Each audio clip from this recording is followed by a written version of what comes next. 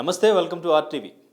Social మీడియాలో అసభ్యకరమైన పోస్టులు పెడుతున్న వారందరిపైన కూటమి ప్రభుత్వం కఠినమైన చర్యలు తీసుకుంటుంది. ఇందులో భాగంగానే పోసాని కృష్ణమురళి, ఆర్జీవీ పైన కూడా కేసులు నమోదైనట్టు తెలుస్తుంది. మరి వీళ్ళని అరెస్ట్ చేసే ఛాన్స్ ఉందా? ఇంకా ఎంతమందిని అరెస్ట్ చేస్తారు? దీనివల్ల ఎంతవరకు ఈ సోషల్ మీడియాలో అసభ్యకరమైన పోస్టులు పెట్టడం అనేది కంట్రోల్ అవుతుంది? ఇదే టాపిక్ మీద మాట్లాడదాం. ఈరోజు మనతో పాటు సీనియర్ జర్నలిస్ట్ భరద్వాజ్ గారు ఉన్నారు. సార్ నమస్తే. నమస్తే. సార్, రీసెంట్గా చూస్తున్నాం సోషల్ మీడియాలో అశ్లీల అసభ్యకరమైనటువంటి పోస్టులు పెడుతున్న వారందరిపైన కూటమి ప్రభుత్వం కఠినమైన చర్యలు తీసుకుంటుంది. అందరినీ అరెస్టులు చేసే ప్రయత్నంలో ఉంది. సో ఇందులో భాగంగానే ఇటు పోసాని కృష్ణమురళి నిన్న ప్రెస్ మీట్ కూడా పెట్టి మాట్లాడారు. ఈవెన్ ఆర్జీవీ పైన కూడా కేసు నమోదైనట్టుగా తెలుస్తుంది. సో వీళ్ళని అరెస్ట్ చేసే ఛాన్స్ ఉందా? దీనివల్ల ఎంతవరకు కంట్రోల్ అవుతుందంటారు? అంటే ఆర్జీవీ మీద కేసు అంటే ఆయన వ్యూహం సినిమా రిలీజ్ సందర్భంగా కొన్ని ట్వీట్లు చేశారు. ఆ ట్వీట్ల మీద కేసు నమోదైంది. పోసాని మీద రకరకాల ప్రెస్ మీట్లలోనూ అలాగే ఆయన మీడియాకి ఇచ్చినటువంటి ఇంటర్వ్యూస్లోనూ ఆయన చేసినటువంటి కామెంట్స్ ఆధారంగా కేసులు బుక్ చేసే ప్రయత్నం జరుగుతోంది. పవన్ కళ్యాణ్ మీద మాట్లాడాడు ఆయన. అలాగే చిరంజీవి మీద మాట్లాడిన వాటిని కూడా కన్సిడరేషన్లోకి తీసుకుని కేసులు పెడుతున్నారు. ఈ ప్రాసెస్ అంతా చూస్తే ఒక రకమైనటువంటి కక్ష సాధింపు ధోరణి కూడా ఉంది దీనిలో మిక్స్ అయ్యి. అయితే అసభ్యంగా మాట్లాడటం అనేది ఖచ్చితంగా జరిగింది. గత ప్రభుత్వ హయాంలో ఏపీ రాజకీయాలకు సంబంధించి మాట్లాడాల్సి వస్తే చాలా క్లియర్గానే అసభ్య పదజాలం అసెంబ్లీ వేదికగానే వాడటం జరిగింది. అంటే చంద్రబాబు గారి సతీమణి గురించి సభలో వ్యాఖ్య చేయటం జరిగింది. అది మేము సభలో మాట్లాడలేదు, బయట మాట్లాడడం, ఇలాంటి మాట్లాడుతున్నారు కానీ వాళ్ళు అది కరెక్ట్ కాదు. లోపలే ఆ ప్రస్తావన తీసుకొచ్చారు, బయట దాన్ని ఇంకొంచెం విస్తరించి మాట్లాడారు. రెండూ జరిగినాయి. అంటే ఇష్టం వచ్చినట్టు మాట్లాడటం, వాడు వీడు అనటం. అంటే గతంలో ఎలా ఉండేదంటే అన్పార్లమెంటరీ లాంగ్వేజ్, పార్లమెంటరీ లాంగ్వేజ్ అని ఒక డివిజన్ ఉండేది. ఎవరైనా బూతులు మాట్లాడుతుంటే అన్పార్లమెంటరీ లాంగ్వేజ్ మాట్లాడుతున్నాడు ఇతను అనేవాళ్ళు. ఇప్పుడు పరిస్థితి ఎలా తయారైందంటే పార్లమెంటరీ లాంగ్వేజే బూత్ అయిపోయి దయచేసి పార్లమెంటరీ లాంగ్వేజ్ వాడకండి అని రిక్వెస్ట్ చేసుకునే పరిస్థితి కల్పించారు వీళ్ళు. పర్టికులర్గా జగన్మోహన్ రెడ్డి అధికారంలో ఉండగా జరిగినటువంటి అంటే 5 ఏళ్ళు అసెంబ్లీ వేదికగా జరిగినటువంటి చర్చల్లో మంత్రులు, ఎమ్మెల్యేలు రియాక్ట్ అయి మాట్లాడి వాడినటువంటి భాష చాలా ఇబ్బందికరమైనటువంటి భాష నడిచింది, చాలామందిలో నడిచింది. వాళ్ళు ఎలా మాట్లాడారో దానికి సమాధానంగా యువతల నుంచి కూడా ఆ భాష మాట్లాడే ప్రయత్నం జరిగింది. ఈ క్రమం అంటే టోటల్గా ఒక గతి తప్పినటువంటి రాజకీయాన్ని మనం చూస్తున్నాం. ఇది ఖచ్చితంగా గతి తప్పిన రాజకీయమే. ఈ గతి తప్పిన రాజకీయాల ఎక్స్టెన్షను ట్వీట్లు చేయటము, సినిమాలు తీయటం దాకా వెళ్ళింది. ఒకళ్ళ మీద ఒకళ్ళు సినిమాలు తీసుకున్నారు కదా. ఆయన్ని విలన్గా చూపించి వీళ్ళని విలన్గా చూపించి వాళ్ళు సినిమాలు తీసి, ఇప్పుడు రాజధాని ఫైల్స్ అనే పేరుతో ఒక సినిమా వచ్చింది. దాంట్లో నేరుగా జగన్మోహన్ రెడ్డే ఒక హత్య చేసేస్తాడు. అంటే తన పక్కన ఉన్నటువంటి వ్యక్తిని. అంటే సినిమా పరంగా చూస్తే ఆడియన్స్కి ఆ క్యారెక్టర్ విజయసాయి రెడ్డి లాగా అనిపిస్తుంది, లేకపోతే సజ్జల రామకృష్ణారెడ్డి లాగా అనిపిస్తుంది. అలా కొట్టేసి బాత్రూంలో పడతాడు అతను, వెళ్ళిపోయి నరికేస్తాడు గొడ్డలతో. సీఎంఏ అది థియేటర్లో సినిమా రిలీజ్ అయింది, 3-4 రోజులు ఆడింది కూడా. రెండో వైపు రామ్ గోపాల్ వర్మ గారు 2 సినిమాలు తీశాడు తెలుగుదేశం పార్టీని టార్గెట్ చేస్తూ. వాటిలో చంద్రబాబుని పోలిన పాత్ర, ఇలా లొకేషన్ పోలిన పాత్ర, దాదాపుగా ఫీచర్స్ అన్నీ అవే ఉండేటట్లుగా డిజైన్ చేసి మాట్లాడించటం, టోటల్గా చంద్రబాబు నాయుడిని రెడిక్యూల్ చేయటం, లొకేషన్ రెడిక్యూల్ చేయటం.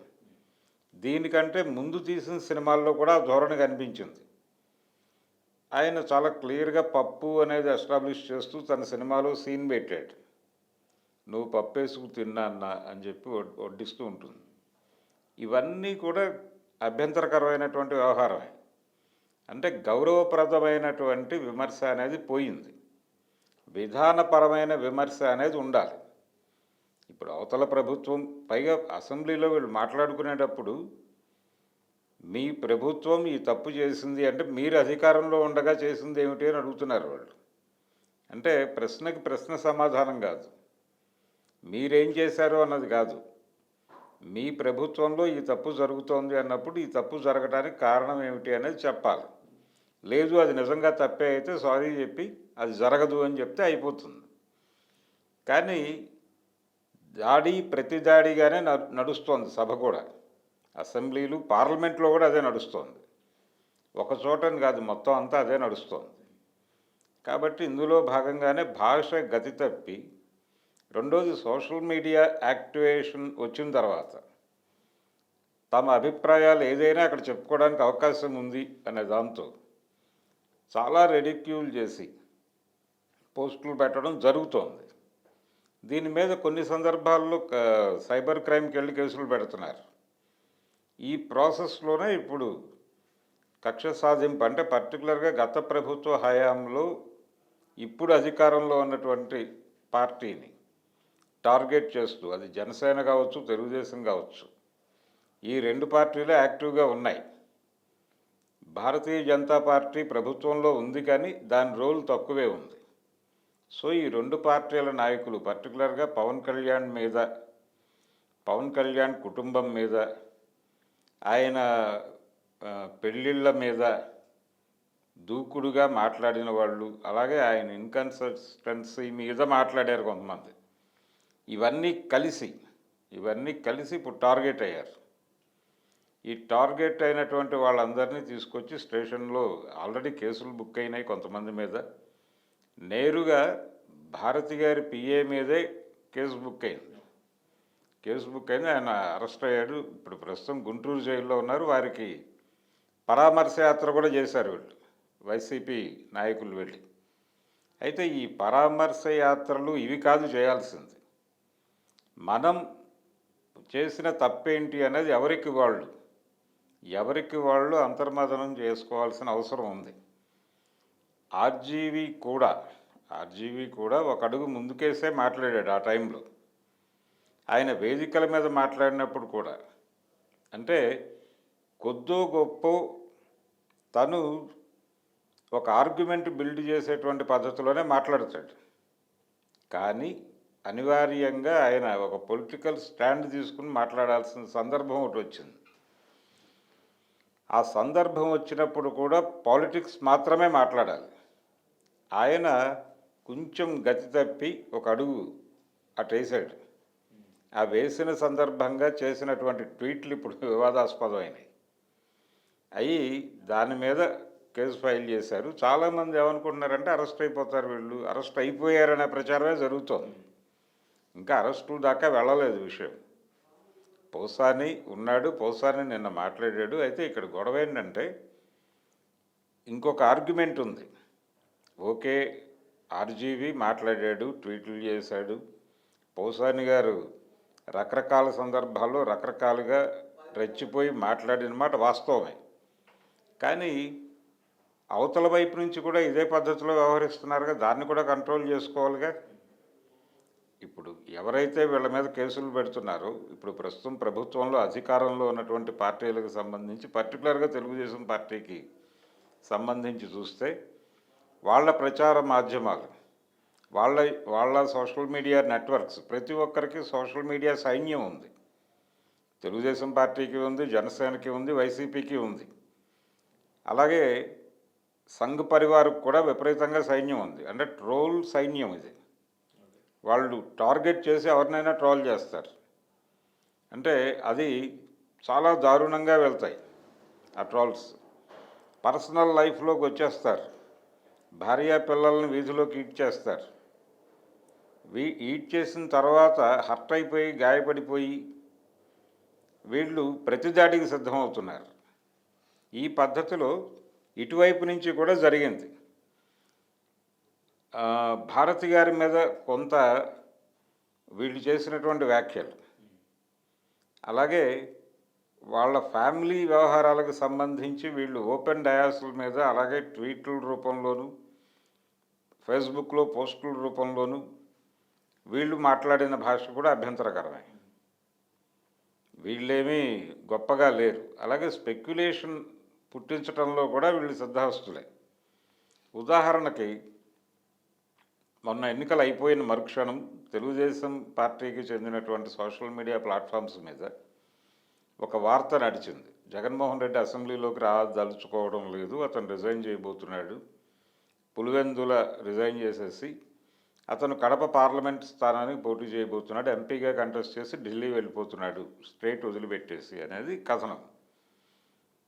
ఇది పూర్తిగా స్పెక్యులేషనే, 100% స్పెక్యులేషన్. ఆయన అసెంబ్లీకి వచ్చాడు, అసెంబ్లీలో కూర్చున్నాడు, సంతకాలు పెట్టాడు, అయిపోయింది.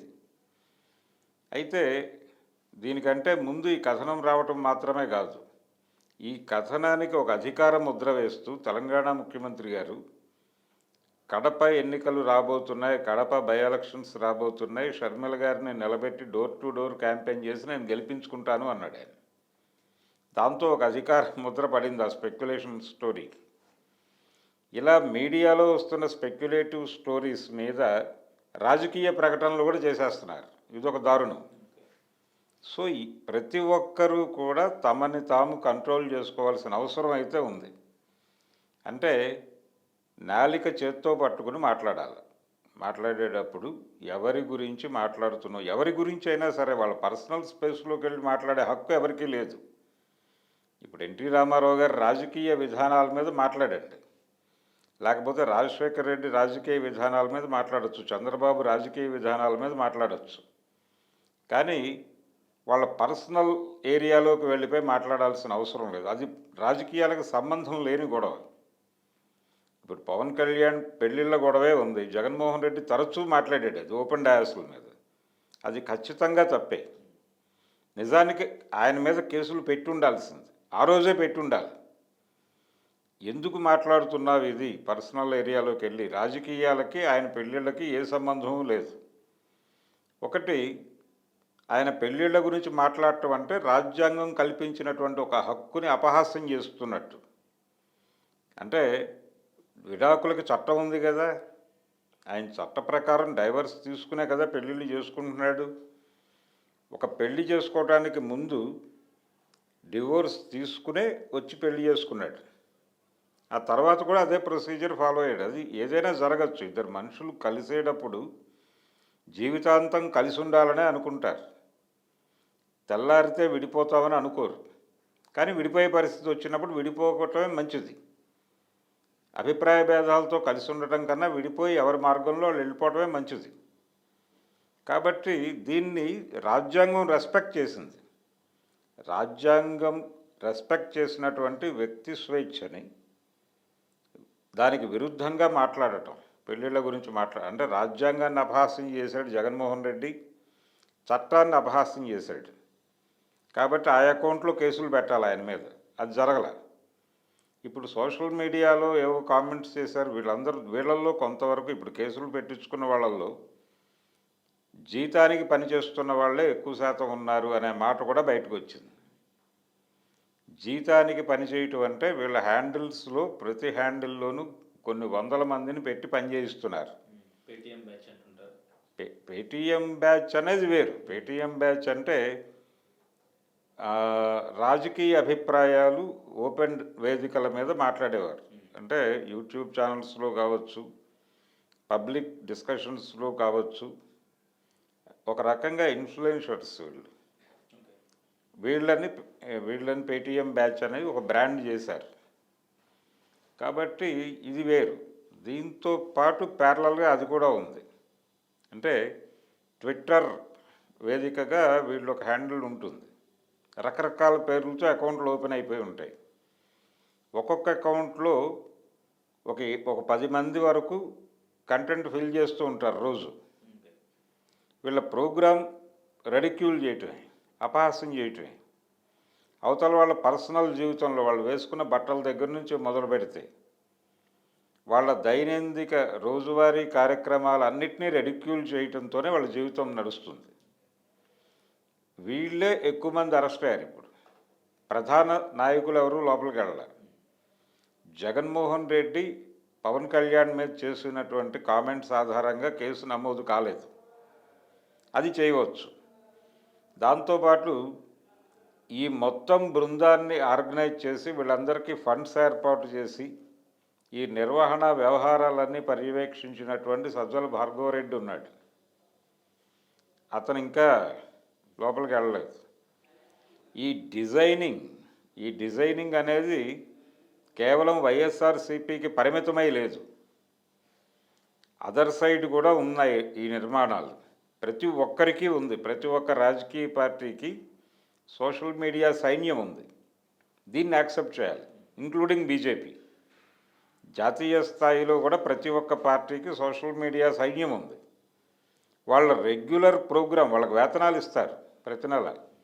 జీతం తీసుకున్నందుకు ఎఫెక్టివ్గా పనిచేయకపోతే ఉద్యోగ భద్రత ఉండదు కాబట్టి వాళ్ళు ఓవర్ యాక్షన్ ఖచ్చితంగా చేస్తారు. అది ఆ శాలరీస్ కూడా 20,000 నుంచి మొదలు పెడితే 20 లక్షల వరకు ఉన్నాయి. వీళ్ళు కేవలం భారతదేశంలోనే లేరు, విదేశాల్లో కూడా ఉన్నారు. విదేశాలలో ఉన్నటువంటి చాలామంది ఈ సోషల్ మీడియా హ్యాండిల్స్లోకి వచ్చేసి వాళ్ళు ఉద్యోగాలు సంపాదించేసుకుని బతికేస్తున్నారు. ఇది ఒక విచిత్రమైన సందర్భం. ఇలా స్పెక్యులేషన్ అంటే భావాలని ప్రచారం చేయటము, అవతల మనిషిని టార్గెట్ చేసి అంటే పుకార్లు పుట్టించడమే. ఇది ఒక రకంగా వదంతి యుద్ధం జరుగుతోంది మార్కెట్లో. రోజుకు 3 పుకార్లు పుట్టించాలి, అవతల వాడి క్యారెక్టర్ని అసాసిన్ చేయాలి. ఈ ప్రోగ్రాం మీద ప్రపంచం నడుస్తోంది. ఎవరి పుకారు సక్సెస్ అయితే వాడు అధికారంలోకి వస్తాడు. ఇదే నడుస్తోంది. అందులో భాగంగానే గత ఎన్నికల ముందు నేను చెప్పినట్టుగా సినిమాలు తీశారు. ఈ సినిమాలు తీసినప్పుడు ఖచ్చితంగా ప్రమోషనల్ ఈవెంట్స్లో ఆ సినిమాలో ఏ కంటెంట్ ఉందో అదే మాట్లాడాలి వీళ్ళు. ఆ సినిమాని ప్రమోట్ చేయటం కోసం ఏం చేయాలో అదే చేయాలి. అదే చేశాడు వర్మ గారు కూడా అనివార్యంగా. జనరల్గా ఆయన కొంచెం డిస్కసివ్ మోడ్లో ఉంటాడు, అంటే థియరిటికల్ డిస్కషన్ వైపు డ్రైవ్ చేస్తాడు దాన్ని.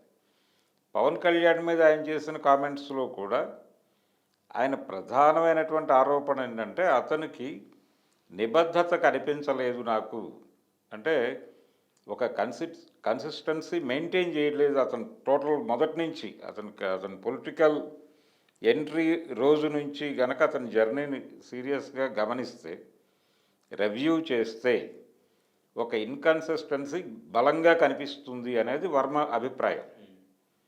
అక్కడ వరకు ఓకే, పర్సనల్ ఏరియాకి వెళ్లకుండా అక్కడ వరకు మాట్లాడితే అభ్యంతరం ఉండాల్సిన అవసరం లేదు. అది మీరి పర్సనల్ ఏరియాకి వెళ్ళి మాట్లాడినప్పుడు మాత్రమే కేసులు పెట్టాలి. ఓకే, కానీ సార్ అంటే సోషల్ మీడియా విషయంలో ఇప్పుడు చట్టాలు తీసుకొస్తున్నారు, అరెస్ట్ చేస్తున్నారు, అంటే దీనికి తప్ప ఇంకా వేరే ఆప్షన్, దీనికి సెన్సార్ లాంటిది ఏం లేదు, అటువంటి బోర్డు కూడా ఏం లేదు. కానీ సినిమా విషయంలో మాత్రం సెన్సార్ బోర్డు ఉంది. సెన్సార్ బోర్డు సర్టిఫికేట్ ఎందుకు ఇచ్చింది, అసలు ముందు కేసు ఫైల్ చేసింది, ఇటువంటి సినిమాలకి సెన్సార్ సర్టిఫికేట్ ఇచ్చిన వాళ్ళ మీద కేసు ఫైల్ చేయాలి ఫస్ట్ ఆఫ్ ఆల్ అనేది ఒక ఆరోపణ వస్తుంది. అది ఎంతవరకు కరెక్ట్ అంటారు? ఖచ్చితంగా.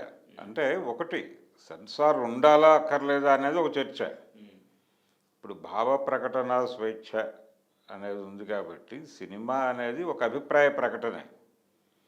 రాజకీయ అంశాల ఆధారంగా సినిమాలు తీయటం తప్పేమీ కాదు. కాకపోతే ఓపెన్గా మాట్లాడకుండా సినిమా అనేది అబ్సీనిటీ వ్యవహారం, అంటే ఒక అందరికీ కలిపి ఒకే ప్లాట్ఫామ్ ఉండేది ఒకప్పుడు. ఈ ఒకే ప్లాట్ఫామ్ ఉన్న రోజుల్లో అన్ని తరగతులు, అంటే పిల్లల దగ్గర నుంచి 3 ఏళ్ల పిల్లోడి దగ్గర నుంచి 90 ఏళ్ల ముసలోడి వరకు అందరూ ఉంటారు ఆడియన్స్లో. కాబట్టి అక్కడ వీళ్ళని టార్గెట్ చేస్తూ, లేదా 16 ఏళ్ళు 20 ఏళ్ల వాళ్ళని టార్గెట్ చేస్తూ తీసేటువంటి సన్నివేశాలు మిగిలిన వాళ్ళకి ఇబ్బంది కలిగిస్తాయి. అందుకని ఒక కామన్గా ఉండేలాగా చూడటం కోసం సెన్సార్ ఉండేది. ఇప్పుడు ఆ పరిస్థితి పోయింది, ఎవరి ప్లాట్ఫామ్స్ వాళ్ళకి వచ్చేసినాయి. అంటే ప్రతి ఒక్కళ్ళు కంపార్ట్మెంటలైజ్ అయిపోయారు. ఎవరి కంపార్ట్మెంటులో వాళ్ళు ఉన్నారు, ఎవరి ఫోన్లో వాళ్ళు ఉన్నారు సీరియస్గా మాట్లాడుకోవాలంటే. సో ఇప్పుడు కామన్ ప్లాట్ఫామ్ అనేది పోయింది. సినిమా అనేది కామన్ ప్లాట్ఫామ్ అనే విషయం ఇప్పటికీ గుర్తుపెట్టుకుని ఆ సెన్సార్ బోర్డు నడుస్తోంది. కానీ ఈ ప్లాట్ఫామ్స్ విడిపోయిందే దానికోసం. సోషల్ మీడియాకి సెన్సార్ ఎందుకు ఉండదు అంటే దాని లక్ష్యమే జనాల్ని ఆ ఏరియాలో వాళ్ళకి ఏ ఐడియాలజీ ఉంటుందో ఆ ఐడియాలజీ ఉన్నటువంటి వాళ్ళందరినీ ఒక గ్రూప్గా మార్చి దాని మీద బిజినెస్ చేయటం కోసం ఏర్పాటైనటువంటి వ్యవస్థలు ఇవి. రెండు పనులు జరుగుతాయి. సోషల్ మీడియా ఎందుకు ఉంది ఎగ్జిస్టెన్స్లో అంటే, ఒకటి ఎవరికి వాళ్ళని వాళ్ళు ఆవిష్కరించేసుకుంటారు దానిలో ఓపెన్గా. వాళ్ళ అభిరుచులు, వాళ్ళ జీవితాలు మొత్తం తెలిసిపోతుంది ప్రపంచానికి. తెలుసుకోవడం కోసం ఉంది అది. దీనివలన ఏంటి, ఒకటి మార్కెట్కి అవగాహన వస్తుంది. ప్రపంచంలో ఎన్ని భిన్నమైనటువంటి అభిప్రాయాలు కలిగిన వాళ్ళు ఉన్నారు, వాళ్ళకి ఏం కావాలి అనేది ప్రొవైడ్ చేస్తారు. ఒకటి అది వ్యాపారానికి సంబంధించి మార్కెట్ గొడవ. రెండోది స్టేట్కి ఒక జ్ఞానం వస్తుంది. ఇన్ని అభిప్రాయాలు కలిగిన వాళ్ళు, ఇంత గందరగోళం ఉన్నటువంటి వాళ్ళు మార్కెట్లో ఉన్నారు, వీళ్ళ పట్ల ఎలా వ్యవహరించాలనేది స్టేట్కి ఒక జ్ఞానం. ఇప్పుడు మనం చూస్తోంది స్టేట్ జ్ఞానాన్ని చూస్తున్నాం. స్టేట్ అంటే ప్రభుత్వము అనుకుందాం. ప్రభుత్వం తాను విపక్షంలో ఉండగా తనని గాయపరిచినటువంటి వాళ్ళందరినీ గుర్తించి ఇప్పుడు అరెస్టులు చేస్తోంది. సో దీనిలో ఖచ్చితంగా ఒక రకమైనటువంటి రాజకీయ కక్ష సాధింపు కూడా కలిసి ఉంది. దీన్ని యాక్సెప్ట్ చేయాలి. అదే టైంలో మీ ప్లాట్ఫామ్స్ నుంచి పంపైనటువంటి కంటెంట్కి ఎవరు జవాబుదారీ? మీరేవైనా పోనీ నీతులు చెప్పారా? వాళ్ళు బూతులు చెప్పారు, ఓకే, అడ్మిటెడ్. కానీ వీళ్ళు అలాంటి బూతులే సర్క్యులేట్ చేసే ప్రయత్నం చేశారు కదా. రకరకాల వ్యక్తుల పర్సనల్ ఏరియాలోకి వెళ్ళిపోయి మాట్లాడారు కదా. అవినాష్ రెడ్డి, భారతి వీళ్ళకి సంబంధించి రకరకాల స్పెక్యులేషన్ కల్పించే ప్రయత్నం జరిగింది అటునుంచి కూడా. ఓకే, ఈవెన్ అమ్మఒడి గురించి మాట్లాడిన ఒక అమ్మాయి సూసైడ్ చేసుకున్న సిచ్యువేషన్ కూడా ఈ సోషల్ మీడియా వల్లే అని కూడా అప్పుడు ప్రచారం జరిగింది. అవును, రకరకాల. అంటే ఇప్పుడు తెనాలిలో ఒక అమ్మాయి నాకు ఒక ఇల్లు గ్రాంట్ అయింది అని చెప్పేసి సోషల్ మీడియాలో పెడితే ఆ అమ్మాయిని టార్గెట్ చేస్తూ ఈ అమ్మాయి వాంటెడ్గానే positive opinion towards government create చేయడం కోసం కష్టపడుతోంది, ఎంతో కొంత ముడుపులు ముట్టుంటాయి ఈ అమ్మాయికి అంటాం. అంటే పరిస్థితి ఎలా తయారైందంటే విధానపరంగా ఒక పార్టీ నాయకుడి మీద ఎవరైనా మాట్లాడితే వెంటనే వాళ్ళని అవతల పార్టీకి అమ్ముడుపోయినటువంటి వాడిగా బ్రాండ్ చేసి ముద్రేయటం అనేది, బ్రాండింగ్ పాలిటిక్స్ అనేది బలంగా నడుస్తున్నాయి. ఈ బ్రాండింగ్ పాలిటిక్స్కి అద్భుతమైన ఉదాహరణ ఏంటంటే, సక్సెస్ఫుల్ ఉదాహరణలు ఇద్దరు. ఒకరు జాతీయ స్థాయిలో అయితే ఒకరు ప్రాంతీయ స్థాయిలో. జాతీయ స్థాయిలో రాహుల్ గాంధీ, ప్రాంతీయ స్థాయిలో లోకేష్. వీళ్ళిద్దరినీ పప్పు అనేటువంటి ఒక బ్రాండ్ కింద ప్రజల్లో వాళ్ళని రెడిక్యూల్ చేయటం జరిగింది. దానికి మద్దతుగానే, అంటే ఆ అభిప్రాయం ఆల్రెడీ సర్క్యులేషన్లో ఉంది కాబట్టి దాన్ని అడ్వాంటేజ్గా తీసుకుని వర్మగారి సీన్లు క్రియేట్ చేశాడు లోకేష్ని టార్గెట్ చేస్తూ. అలాగే చంద్రబాబు ఆయన తాలూకా వ్యవహారాలని రెడిక్యూల్ చేస్తూ సన్నివేశ కల్పన చేస్తూ ఆయన సినిమాలు తీశాడు. 2 సినిమాలు తీశాడు. ఒకటి రిలీజ్ అయింది, ఒకటి కాలేదు. ఒకటి సోషల్ మీడియాలో పంపు చేశారు. కాబట్టి ఇప్పుడు సినిమాలకి ఈ తరహా సినిమాలను ఎందుకు అడ్మిట్ చేశారంటే సెన్సార్ వారు చెప్పిన మేరకే పేర్లు మార్చారు. సెన్సార్ వారు చెప్పిన తర్వాతే రాజధాని ఫైల్స్లో పేర్లు మారాయి. అలాగే వర్మ గారు రిలీజ్ చేసినటువంటి 2 సినిమాల్లోనూ కూడా పేర్లు మార్చారు, లొకేషన్స్ మార్చారు. అంటే కానీ వాళ్ళ ఆహార్యాలు అవే, వాళ్ళ గెటప్, వాళ్ళు మాట్లాడే పద్ధతి ఇదంతా చూస్తే వాళ్ళు ఎవరో అర్థమైపోతుంది ప్రపంచానికి. ఈ సిస్టంలో నడుస్తోంది. అంటే పర్సనల్ అటాక్స్ అనేవి చాలా సీరియస్గా అన్ని వైపుల నుంచి జరుగుతున్నాయి. ఒకళ్ళు గొప్పోళ్ళు, ఒకళ్ళు దుర్మార్గులు, అని చెప్పడానికి ఏం లేదు. ఓకే. అంటే అండి మీరు చెప్పినట్టు ఇది నిజంగానే కక్ష సాధింపు చర్య అనుకోవచ్చు అనడానికి ఇప్పుడు అపోజిషన్ పార్టీలో నుంచి పోస్టులు పెట్టిన వాళ్ళని అరెస్ట్ చేస్తున్నారు కాబట్టి అనుకోవచ్చు. బట్ అంటే ఇటువైపు నుంచి కూడా మీరు చెప్పినట్టు పోస్టులు పెట్టడం జరిగింది. సో మరి వాళ్ళను కూడా కనిపెట్టి వాళ్ళని కూడా ఎవరినైనా అరెస్ట్ చేస్తే అప్పుడు నిజంగానే సోషల్ మీడియా మొత్తాన్ని కూడా కంట్రోల్ చేయడానికి అసభ్యకరమైన పోస్టులు రాకుండా పెట్టకుండా కంట్రోల్ చేయడానికి అనుకోవచ్చు. అటువంటి అదే సిచ్యువేషన్ జరగాలి, వస్తుంది. అదే జరగాలి. మీరు సోషల్ మీడియాలో పర్సనల్ ఏరియాలోకి వెళ్ళి దాడులు చేయకండి. అలా దాడులు చేస్తే మేము సీరియస్గా రియాక్ట్ అవుతాం అని ఇండిపెండెంట్గా పోలీసు వ్యవస్థ రియాక్ట్ కావాలి. ఇండిపెండెంట్గా అంటే ప్రభుత్వ పోలీసు దళాలుగా కాదు. రాజ్యానుకూలత అనేది ఖచ్చితంగా ఉంటుంది, ఎందుకంటే వాళ్ళు రాజ్యంలో భాగం కాబట్టి. కానీ ఒక ఇండిపెండెంట్ ఐడియాలజీ లాగా వాళ్ళు ముందుకొచ్చి ఎవరైనా సరే అన్న పద్ధతిలో కనుక వెళ్ళగలిగితే వాళ్ళ క్రెడిబిలిటీ నిలబడుతుంది. లేదంటే వీళ్ళు అధికారంలో ఉన్నారు కాబట్టి అరెస్టులు జరిగినాయి. ఇప్పుడు ఆ మాట కూడా నడుస్తోంది కదా.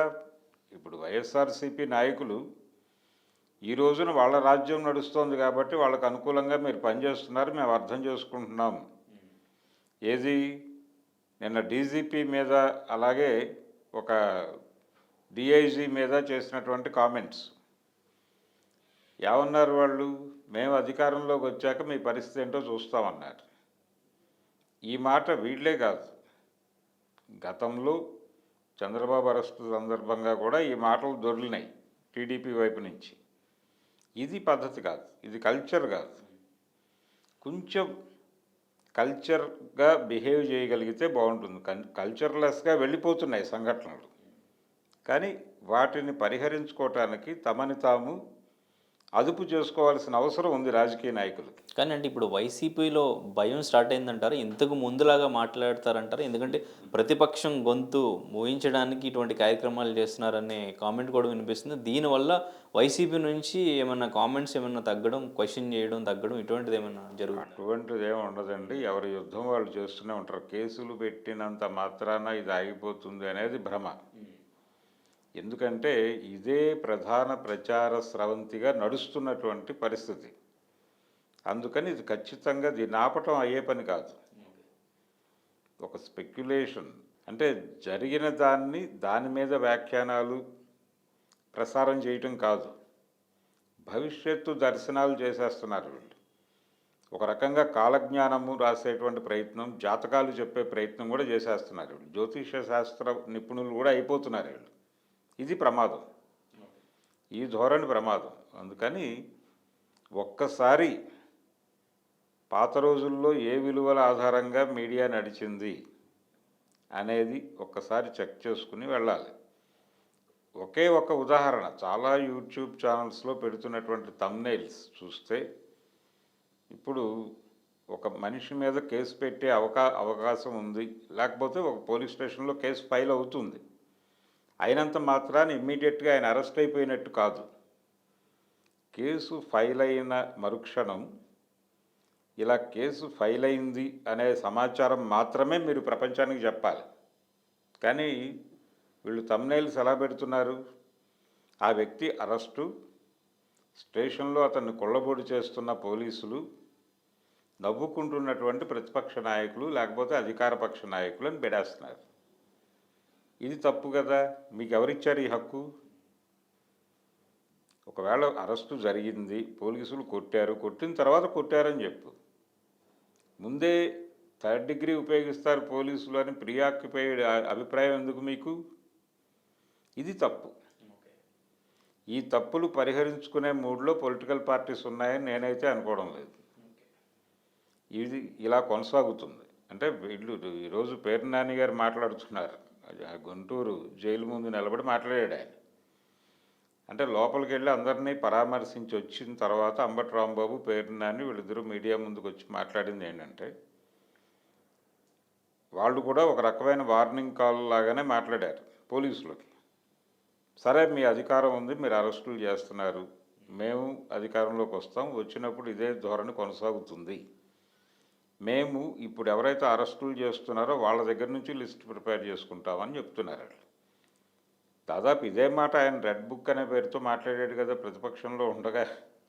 ఇప్పుడు వీళ్ళు ఇంకొక పద్ధతిలో మాట్లాడుతున్నారు. ఇది కొత్తది కాదు. 2014 నుంచి 2019 వరకు ప్రతిపక్షంలో ఉన్న సందర్భంలో ఒకసారి వైజాగ్ ఎయిర్పోర్ట్లో జగన్మోహన్ రెడ్డిని ఆపినప్పుడు ఆయన పోలీసుల మీద సీరియస్గా నేను అధికారంలోకి వస్తే మీ సంగతి చూస్తా అన్నాడు. అంతే. ఈ ధోరణి మార్చుకోవాలి వాళ్ళు. Right sir, thank you sir, thank you. అదే ఆర్టీవీ యాప్ వార్తల్ని క్షణాల్లో చదివే అవకాశం ఉంటుంది. ఒక న్యూస్ పేపర్, ఒక టెలివిజన్ ఛానల్ మీ చేతుల్లో ఎప్పుడూ ఉంటాయి.